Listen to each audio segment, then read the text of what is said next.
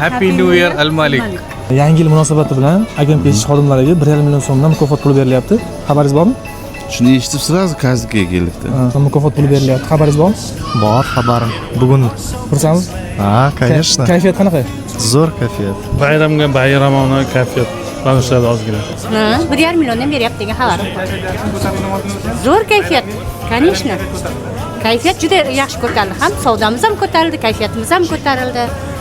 Shunaqa deyishyapti lekin. Endi tushgandan keyin ma'lum bo'ladi-da. Xursandman, odamlarga yordam yaxshi bo'ldi. Bir mukofot puli beryapti ekan. Biz bundan eshitib bo'lsa ham xursand bo'ldik.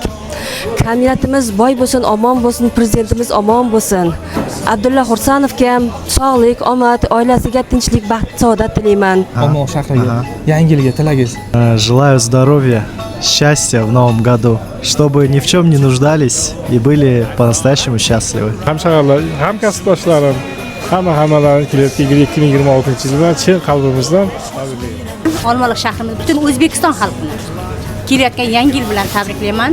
yangi yilda yangi baxt, omad. Hamma o'ylagan niyatlariga yetib yursin, sog' salomat bo'lsin. Mana qadrli hamshaharlar, Olmaliq xalqi, hammaning tilaklarini eshitib ko'rdik. Bu tilaklar aynan siz uchun bo'ldi. Endi o'zimni tilagimni aytadigan bo'lsam, barchangizga sog'lik, salomatlik hamda yangi yilda yangi omadlar hamda zafarlar tilab qolaman. Sizning ham tilaklaringiz bo'ladigan bo'lsa, izohlarda yozib qoldiring. Hamda yangi yilga yangi chegirmalar bilan Buru 13 do'konimiz sizlarni kutib qoladi. Yangi yilingiz muborak bo'lsin.